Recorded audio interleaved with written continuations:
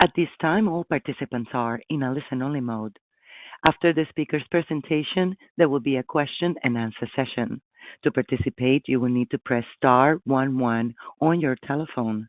You will then hear a message advising your hand is raised. To withdraw your question, simply press star 11 again. Please note, this conference is being recorded. Now it's my pleasure to turn the call over to the VP Corporate Treasurer, Michelle Satrowsky. Please proceed. Thank you, Operator, and good morning, everyone. I'm joined today by Brad Martin, ATN's Chief Executive Officer, and Carlos Doglioli, ATN's Chief Financial Officer. This morning, we'll be reviewing our second quarter 2025 results and reaffirming our 2025 outlook. As a reminder, we announced our 2025 second quarter results yesterday afternoon after the market closed. Investors can find the earnings release and conference call slide presentation on our Investor Relations website. Our earnings release and the presentation contain certain forward-looking statements concerning our current expectations, objectives, and underlying assumptions regarding our future operations. These statements are subject to risks and uncertainties that could cause actual results to differ from those described.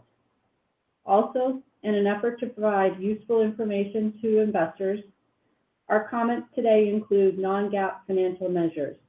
For details on these measures and reconciliations to comparable GAAP measures, and for further information regarding the factors that may affect our future operating results, please refer to our earnings release on our website at ir.atn.com or the 8-K filing provided to the SEC. Now I'll turn the call over to Brad. Good morning, and thank you for joining us today. Let me begin by recognizing our dedicated team across ATN for their unwavering focus on execution and continued progress in advancing our long-term strategic priorities. Our Q2 results were in line with our expectations and reflect the steps we're taking to optimize our cost structure. As expected, revenue declined 1% year over year, primarily due to the wind down of subsidy programs.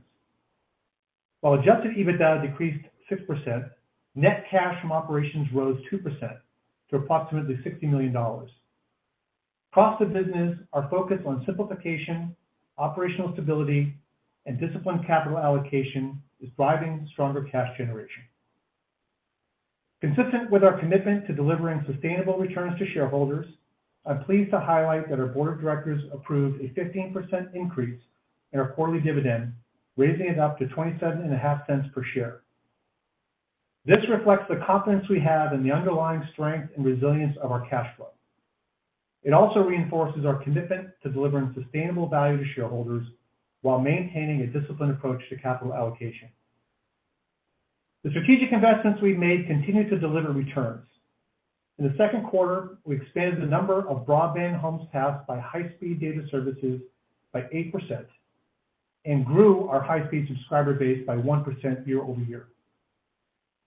We remain firmly committed to our long-term strategy, capitalizing on our fiber-fed, and broader network infrastructure to deliver essential, high-value services in underserved markets.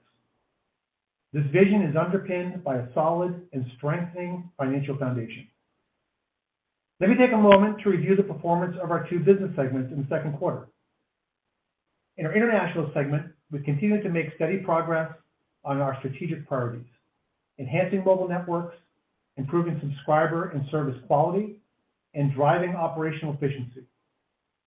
These efforts are translating into tangible results.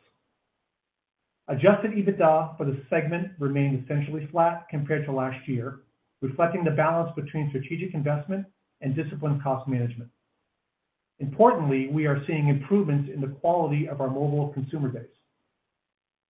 In our largest mobile market, postpaid subscribers grew by 4% year over year, and we continue to experience positive momentum in the number of customers purchasing and consuming data plans, which rose by 25% year over year. We've also delivered 2 consecutive quarters of improvement in customer retention. Mobile churn rates declined by more than 5% for the second quarter in a row, driven by better network performance, automation, and a sharper focus on operational execution. While overall consumer fixed revenue remained flat, we saw encouraging signs of stabilization and growth. High-speed data ARPU and subscriber churn both improved by 3% year over year, offsetting the ongoing decline in legacy services. Our focus remains on driving sustainable value across our international footprint by deepening customer engagement, optimizing operations, and enhancing profitability. In the U.S. segment, our performance continues to reflect the anticipated impacts of discontinued subsidy programs and the continued phase-out of legacy consumer service technologies. Despite these known headwinds, we are seeing early signs of progress. The demand for carrier services such as backhaul is strong, and we are progressing nicely on our carrier-managed services builds. Additionally, we have seen improvement in our sales execution, specifically in the rural healthcare marketplace. Although this segment is primarily focused on business and wholesale markets, we have made progress in delivering fiber and fiber-fed high-speed data broadband services. Our consumer broadband subscriber base grew more than 10% this quarter, and we are seeing positive trend in ARPU. We remain focused on the strategic transformation, expanding fiber and fiber-fed fixed wireless across markets where we have durable consumer market presence, while growing our base of business and carrier solutions. We are aligning our network go-to-market approach and capital investments with this long-term vision. Though the transition continues to weigh on revenue, we are laying the foundation for a more resilient and higher-margin domestic business. We are moving forward with more than $300 million in broadband infrastructure initiatives backed by government funding, with more than half of these projects slated for completion in 2025. These projects are a key pillar of our long-term U.S. growth strategy, allowing us to broaden our fiber network more efficiently and positioning us for future revenue gains as they come online. On the policy side, we continue to closely track evolving subsidy programs, FCC policy advancement, and trade and tariff developments.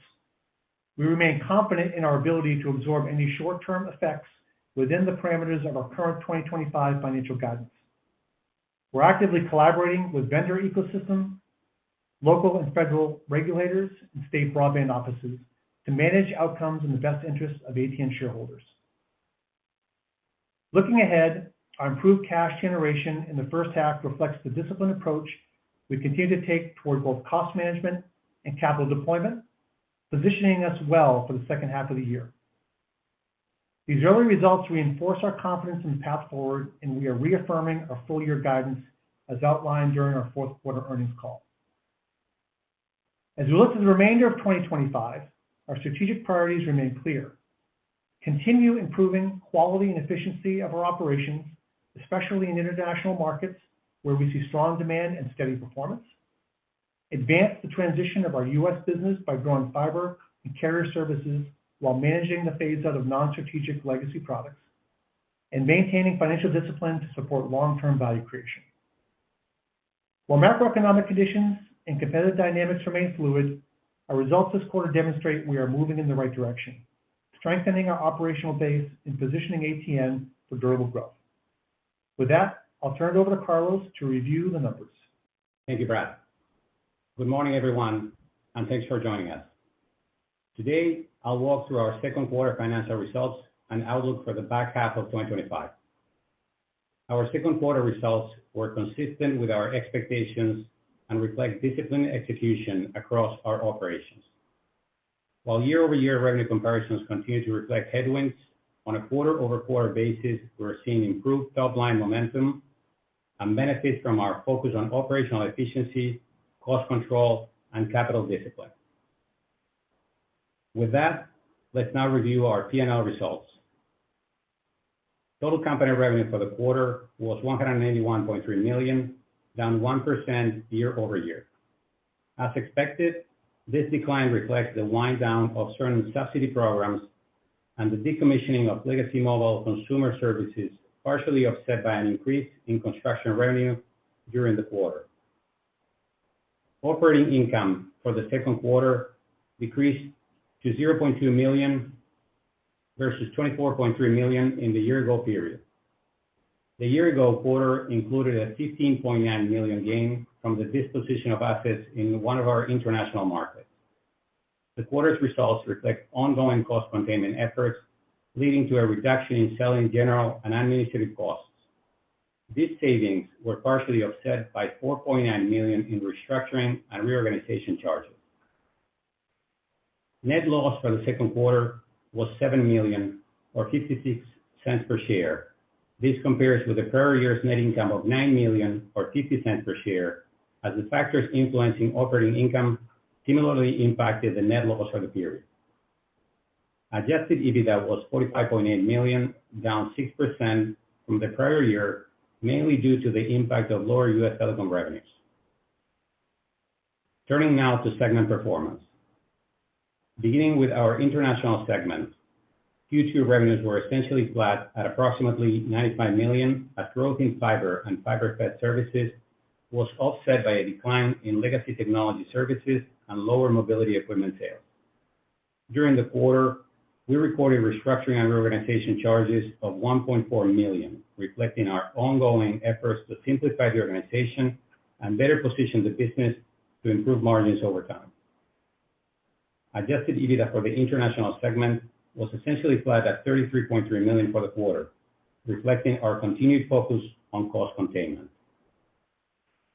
In our domestic segment, second quarter revenues were $86.4 million, down 1.7% year over year. As previously mentioned, revenue was impacted by the conclusion of the ECF and ACP programs, as well as the decommissioning of our legacy consumer mobility solutions. This year-over-year decline was partially offset by an increase in construction revenues. In addition, we continued to gain traction in our carrier service revenue as we replaced legacy roaming contracts with carrier-managed service solutions. During the quarter, we took restructuring and reorganization actions, resulting in charges of $2.4 million, as part of our strategy to improve operational efficiency and drive margin improvement over time. Adjusted EBITDA for the quarter was $18.3 million, down 16.7% compared with the same quarter last year, primarily due to revenue performance and the timing of certain expenses in the prior year. Moving on to the balance sheet and cash flow highlights. We ended the quarter with $113.3 million in cash, up from $97.3 million at the end of Q1. Total debt stood at $583.4 million, and our net debt ratio was 2.58 times. Net cash provided by operating activities for the first half of the year increased 2% year over year to approximately $60 million, driven largely by working capital improvements. Capital expenditures for the first half of 2025 totaled $42 million, net of $45.9 million in reimbursable capital spending.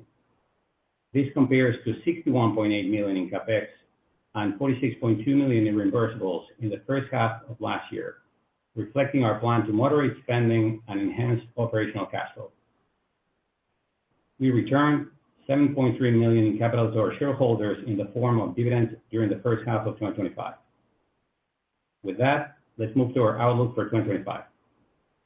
We are reaffirming the outlook for 2025 that we provided in our fourth quarter release.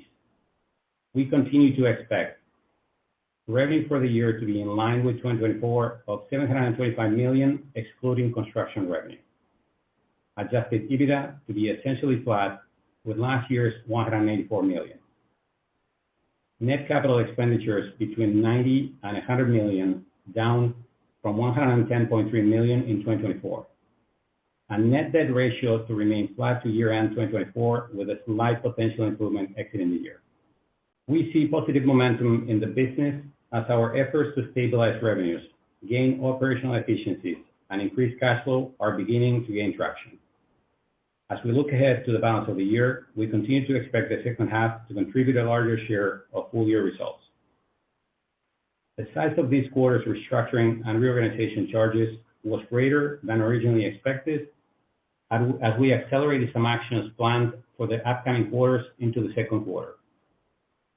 As a result, we expect to incur residual reorganization and restructuring expenses in the third quarter as we complete organizational transitions, although at a lower level than in the second quarter. To wrap up, we're executing against a clear set of priorities: managing costs, strengthening cash flow, and positioning our network and services for sustainable growth. Our continued operational discipline and focus give us confidence in our ability to meet our 2025 targets and deliver long-term value to our shareholders. Thank you. And now I'll hand the call back over to Brad. Thanks, Carlos. Before we open the call for questions, I want to leave you with a clear takeaway. We are focused on disciplined execution, grounded in financial responsibility, and confident in the strategic path we've chosen. This is a year of transition, where we're beginning to see encouraging momentum.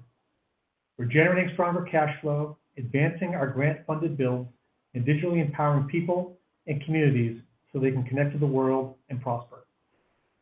Our long-term objective remains unchanged: to build a stronger, more efficient, and more resilient ATN for the future.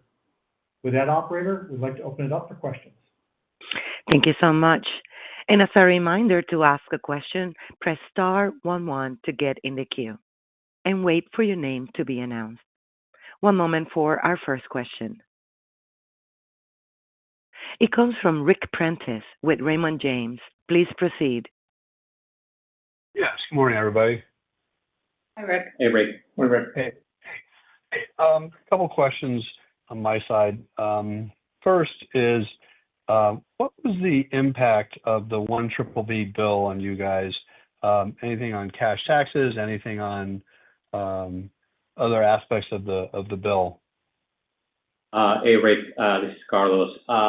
Thanks for the question. At this point, it hasn't had an impact. Given our jurisdictions and tax positions, we're not expecting an impact in the short term. We're looking into it, but that's the current read. We like some of the elements, obviously, the 100% bonus depreciation and some of those other elements, but at this point, we're not expecting a short-term impact. Okay. Related question is, there obviously is a fiber race going on in the United States. Other companies have talked about the bill driving increased pacing of fiber deployment.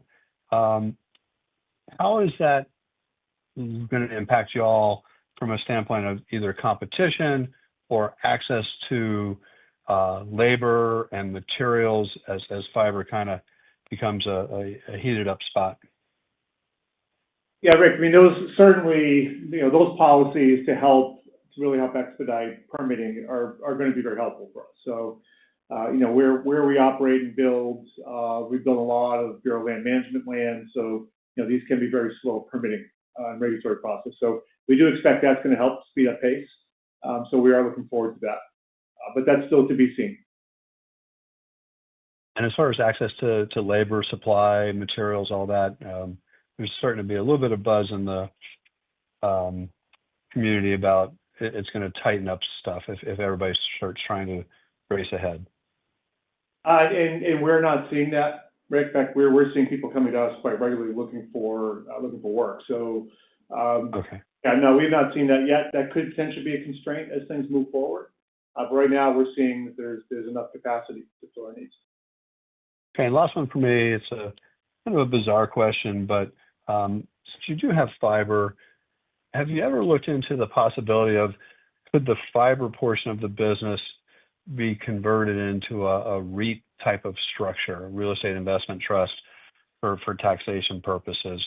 Still trying to figure out, obviously, towers are very REITable, data centers, but we see fiber as another digital infrastructure category that some people are trying to ponder. Is it something that could be turned into a REIT structure? So to this point, Rick, yeah, that's not something we've looked at. So there are definitely, as you mentioned, there are certainly opportunities in towers and beyond, and there are other mechanisms out there, asset-backed securitization that Telecom's taking advantage of. But from a REIT perspective, not yet. Okay, thanks, guys. Have a good day. Thank you. We have a question from the line of Greg Barnes with Sidoti. Please proceed. Good morning. In the U.S. markets, in your U.S. markets, do you have a line of sight on when we might see the inflection of growth in the fiber-led newer services finally offsetting the declines you're seeing in those legacy services and getting back to growth in that part of the business? Yeah. So certainly, as we mentioned, we're certainly, Greg, in a transition stage in our U.S. market, something we're watching very closely. We are optimistic with the progress we've made with our fiber builds, and we are seeing demand from the carriers starting to increase. So we are seeing a decent pipeline. We are also seeing some better execution within our sales organizations in areas like rural healthcare. So again, we are expecting to see some improvements here in the second half of the year. We typically do see a better second half with federal funding and state funding cycles and the consumer Q4 strength. So we are expecting to continue to see improvements. But again, the pipeline's building and getting through. In Carlos's prepared remarks, I referenced the year-to-date CapEx, $42 million, in addition to the almost $46 million of reimbursable. That's all U.S. So there's quite a bit of activity, quite a bit of capital intensity happening in the U.S. market. So yeah, we have not guided beyond the 25 window. We'll be guiding for 26 on our Q4 earnings call. But ultimately, we are hopeful, and we are seeing the demand that is going to start to lift, and we're working diligently to deliver that. All right. And then internationally, on the mobile side, I know the focus is on growing those higher valued postpaid subs, but it looks like the competitive pressures have eased somewhat, maybe a little bit on the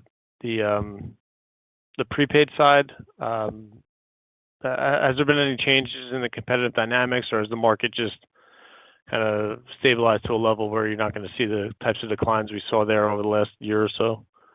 Yeah, I still think there's competitive pressures, Greg. So yeah, I do think the initial new entrant in our largest market, that was disruptive last year, even in late 23. We think that is normalized to a degree. Again, our focus has been, let's get the quality of our subscriber base moving, and that's true in all markets. So data consumption, data plan expansion, which we're seeing, contract expansion, which we're seeing in our more mature markets. So that has been the thesis. We're happy with that thesis, but the competitive pressures are still there. And what we're seeing is the impact really on prepaid. That's really where the competitors come into these markets. But we're happy with where we're going. We are really in a number one, number two position in most of these markets, so it's really a defense play going forward. So that's why it's important that we see these good trends in data consumption. Again, we're happy with that progress. All right, thank you. Thank you. And as a reminder, to ask a question, simply press star 11 to get in the queue. As I see no further questions in the queue, I will turn the call back to Brad Martin for final comments. Great. Thank you, operator. And thank you all for joining us today. We appreciate your continued engagement as we execute on our strategy. Look forward to sharing more progress in the quarters ahead. Have a great day. Thank you. And with that, ladies and gentlemen, we conclude our program today. Thank you for joining. You may now disconnect.